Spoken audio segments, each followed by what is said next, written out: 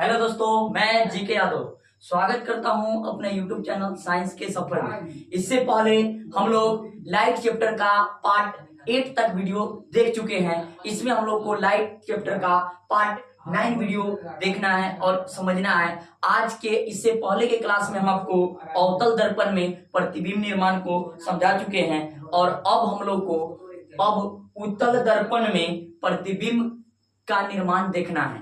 उत्तल दर्पण में प्रतिबिंब कैसा बनता है, कहाँ रखते हैं तो कैसा बनता है, उसकी प्रकृति क्या होती है, उसी को आज हम लोग को देखना है। ठीक है, तो आइए वीडियो को स्टार्ट करते हैं और ध्यान से देखिएगा, पूरा समझ में आएगा। पहले हम लोग को उत्तल दर्पण में प्रतिबिंब के निर्माण को देखना है कि उत्तल दर्पण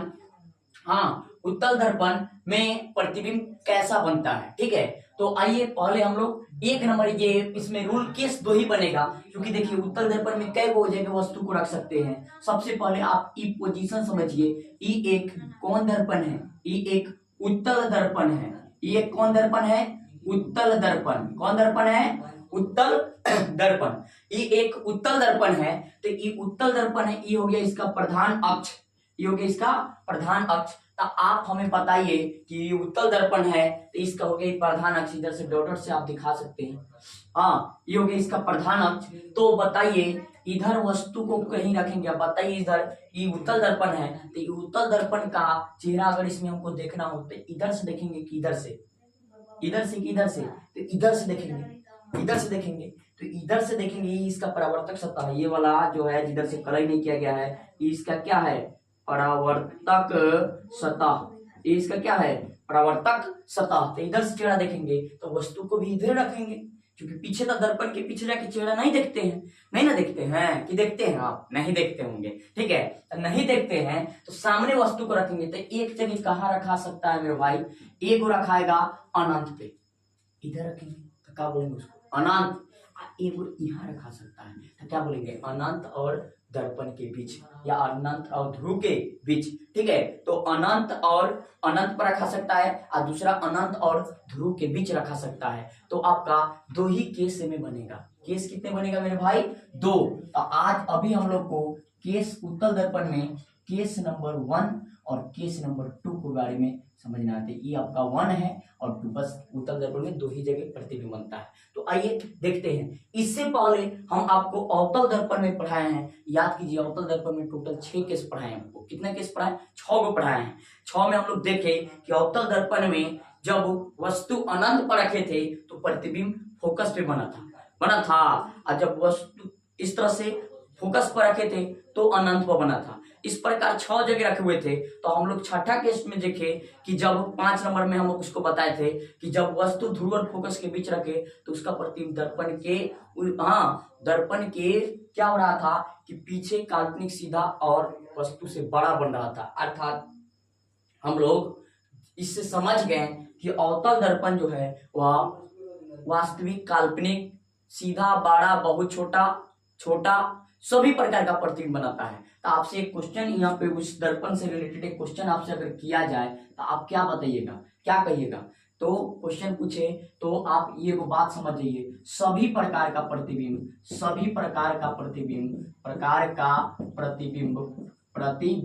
किस दर्पण से बन सकता है? सभी प्रकार का प्रतिबिंब सभी प्रकार का प्रतिबिंब अवतल दर्पण में बनता है। अवतल दर्पण में बनता है। कोई पूछे कि सभी प्रकार का प्रतिबिंब, बड़ा, छोटा, वास्तविक, काल्पनिक, सभी प्रकार का प्रतिबिंब किस दर्पण से बन सकता है? तो बोलेंगे अवतल दर्पण, दुलरुआ दर्पण, अवतल दर्पण। ठीक है, क्योंकि अवतल दर्पण में वास्तविक, काल्पनिक, सीधा, छोटा, बहुत छोटा, बड़ा, बहुत बड़ा, सभी प्रकार का प्रतिबिंब अवतल दर्पण में बन सकता है। तो आपसे एक क्वेश्चन पूछा जा सकता है, कौन ऐसा दर्पण है जो किसी वस्तु का काल्पनिक सीधा और वस्तु से बड़ा प्रतिबिंब बना सकता है? अवतल दर्पण। कौन ऐसा दर्पण है जो किसी वस्तु का काल्पनिक वास्तविक सीधा और वस्तु से बड़ा प्रतिबिंब बना सकता है? अवतल दर्पण। कौन ऐसा दर्पण है जो किसी वस्तु का सीधा वास्तविक सीधा और वस्तु के बराबर प्रतिबिंब बना सकता है? अवतल दर्पण। ठीक है, तो अवतल दर्पण से रिलेटेड आप बात समझ रहे हैं कि अवतल दर्पण जो है, अवतल दर्पण में सभी प्रकार का प्रतिबिंब बनता है। अरे में सभी प्रकार का प्रतिबिंब बनता है। अवतल दर्पण के बारे में आप ये स्टार को याद रखिएगा। ये बहुत वास्तविक ही बनाता है, काल्पनिक ही बनाता है, तो ये आप समझ गए। चलिए अब यहाँ पे आते हैं, हम लोग को उत्तल में पढ़ना है कि उत्तल दर्पण में, तो उत्तल दर्पण में दो ही केस बनेगा। एक वस्तु को अनंत पर रखेंगे और एक वस्तु को कहाँ रख सकते हैं, अनंत और ध्रुव के बीच ही, अनंत और ध्रुव के बीच, तो दो केस बनेगा। पहले हम लोग कहाँ रखेंगे, अनंत पे, तो आइए अनंत पर रखते हैं। ये अवतल दर्पण बना हुआ है, तो हम इसको नहीं मिटा रहे, इसको मिटा दे रहे हैं। ये अवतल दर्पण बना हुआ है, ठीक है। ये कौन दर्पण है, अवतल दर्पण, अवतल दर्पण कर रहे हैं, सॉरी, ये है उत्तल दर्पण। तो ये उत्तल दर्पण बना हुआ है। आइए हम लोग इससे किरण आरेख को खींचते हैं। वस्तु को कहाँ रखना है, वस्तु को कहाँ रखना है बताइए, अनंत पर। वस्तु को कहाँ रखना है, अनंत पर, तो अनंत पर रखते हैं। तो अनंत पर वस्तु है, कितना बड़ा है मालूम नहीं ना है, तो हम मान लेंगे कि इधर कोई वस्तु है, उससे सबसे पहले एक प्रकाश की क्या भेजेंगे दर्पण पे, एक प्रकाश की किरण। इधर से एक प्रकाश की किरण इस दर्पण पे आया, ठीक है, आया, सीधा हम भेजे तो दर्पण पे आया प्रकाश की किरण, तो ये आया, तो ये क्या होगा कि दर्पण से टकरा के परावर्तित होगा, दर्पण से टकरा के परावर्तित होगा, तो इस दर्पण से टकरा के इधर इसका कहीं पे क्या होगा, वो फोकस होगा, ठीक है। इधर होगा इसका वक्रता केंद्र, इसका अंदर में होता है, तो दर्पण से टकरा के क्या हो जाएगा, परावर्तित हो जाएगा। इस तरह से ये ऊपर भाग की ओर मुड़ते हुए चला जाएगा, इस तरह से,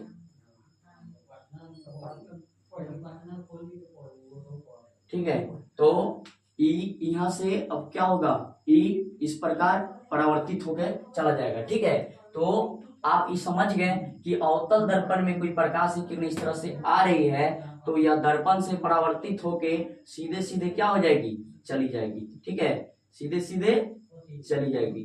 तो ये इस तरह से हम अगर इसको पीछे ले जाए तो फोकस पे हम लोग पढ़े थे कि प्रधान अक्ष के समानांतर आने वाली प्रकाश की किरणें, हाँ, और प्रधान अक्ष के समानांतर आती है तो फोकस से जाती है, तो ये में फोकस से तो जाएगी नहीं, हमें फोकस से जाती हुई क्या होगी, प्रतीत होगी। तो फोकस से जाती हुई हम इस तरह से तीर दे दिए, आपको पता चल रहा होगा कि फोकस से जाती हुई क्या हो रही है, प्रतीत, यहाँ पे एफ है, ठीक है, फोकस जाती हुई। अब एक वो और प्रकाश की किरण को भेजेंगे इधर से, नीचे से, समान साइज पे आप प्रकाश की किरण को भेज सकते हैं।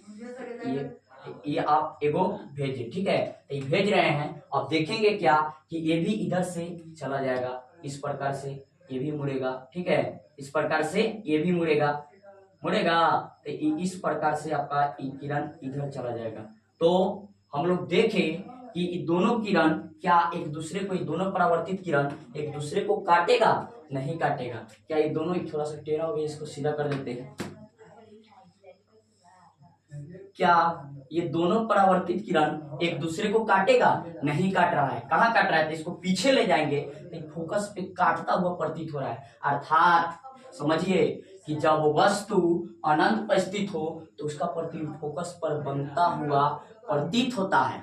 यह प्रतिबिंब काल्पनिक, सीधा तथा वस्तु से बहुत छोटा होता है। इसमें बन रहा है बहुत छोटा प्रतिबिंब बन रहा है। क्या बन रहा है, बहुत छोटा बन रहा है, ठीक है। तो इसके बारे में हम लोग क्या लिख सकते हैं कि जब वस्तु उत्तल दर्पण में, जब वस्तु उत्तल दर्पण में, कहाँ पे, जब वस्तु उत्तल दर्पण में, हाँ, अनंत पर का हो, स्थित हो तो उसका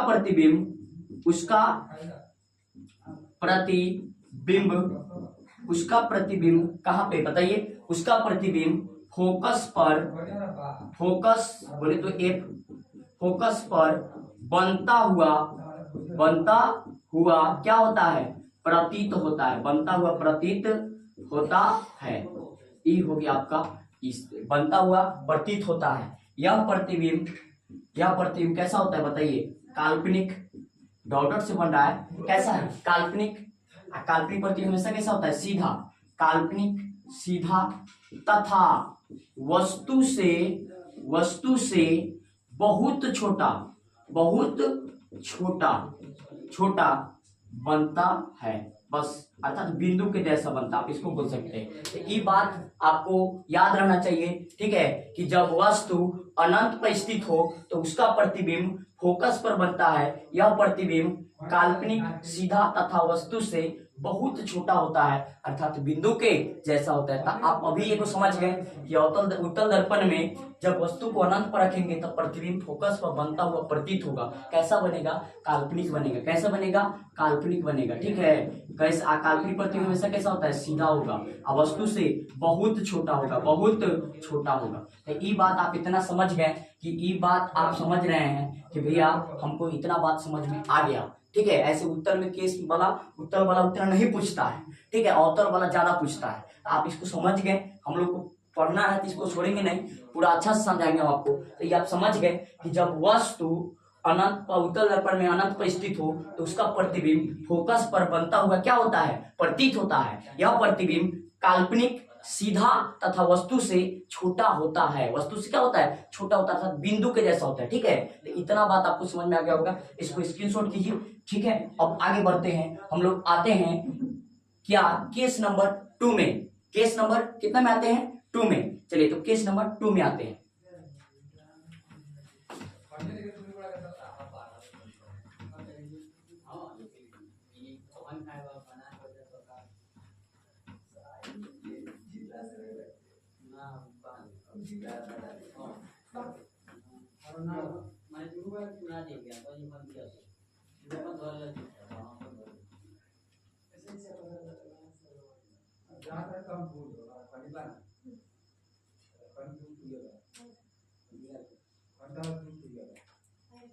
तो अब हम लोग केस नंबर 2 में आते हैं। केस नंबर 2 क्या है कि जब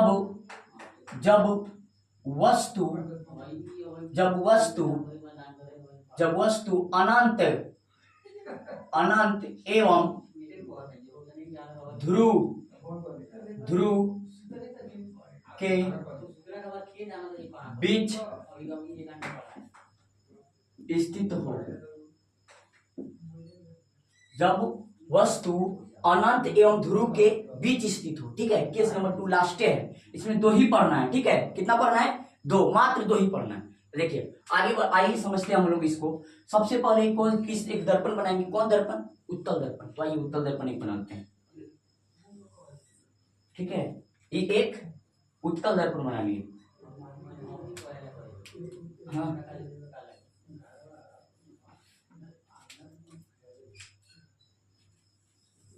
ये एक कौन दर्पण है? उत्तल दर्पण। ठीक है, ये मेरा एक उत्तल दर्पण है। अब इसमें ये जो लाइनिंग हम खींच रहे हैं ये हो गया इसका प्रधान अक्ष, डॉटर से दिखा दीजिए। ये हो गया पी, यहाँ पोल हो गया इसका। ठीक है, ध्रुव, और इधर अनंत है। चलिए तो इधर क्या है? अनंत। अब जान रहे हैं कि इधर क्या है? अनंत है। ठीक है, तो समझ गए। इधर होगा इसका वक्रता केंद्र और लगभग यहाँ पे फोकस। ठीक है, तो आइए वस्तु को कहां पे रखना है? अनंत और ध्रुव के बीच। तो हम वस्तु को रख लेते हैं अनंत और ध्रुव के बीच। तो सबसे पहले क्वेश्चन कर रहा है कि जब वस्तु अनंत है तो इधर अनंत है और यहाँ पे ध्रुव है, तो कहाँ रखेंगे? ही हाँ नहीं, ये हाँ यहाँ रखिए, यहाँ रखिए, इसी के बीच में यहाँ रखिए, यहाँ रखिए, यूं रखिएगा तो आएगा ध्रुव और इसके बीच, यहाँ रखिएगा। चलिए तो अब हम लोग को अभी के क्लास में उत्तल दर्पण में प्रतिबिंब के निर्माण को देखना है। उत्तल दर्पण में प्रतिबिंब दूसरा है कैसे? तो आइए उत्तल दर्पण में हम पहला आपको बता दिए कि जब वस्तु कहाँ हो? अनंत पर स्थित हो तो उसका प्रतिबिंब फोकस में बनता है। और ये दूसरा जो है जब अनंत और ध्रुव के बीच स्थित हो। जब वस्तु कहाँ स्थित हो? अनंत और ध्रुव के बीच उत्तल दर्पण में। तो यहाँ पे हम कहीं पे एक वस्तु को क्या कर लेते हैं? रख लेते हैं। तो ये मेरा एक हो गया वस्तु। ठीक है, तो वस्तु को रख लिए और ये वस्तु कहाँ है? तो अनंत और ध्रुव के बीच स्थित है। इसका प्रतिबिंब हम लोग देखते हैं।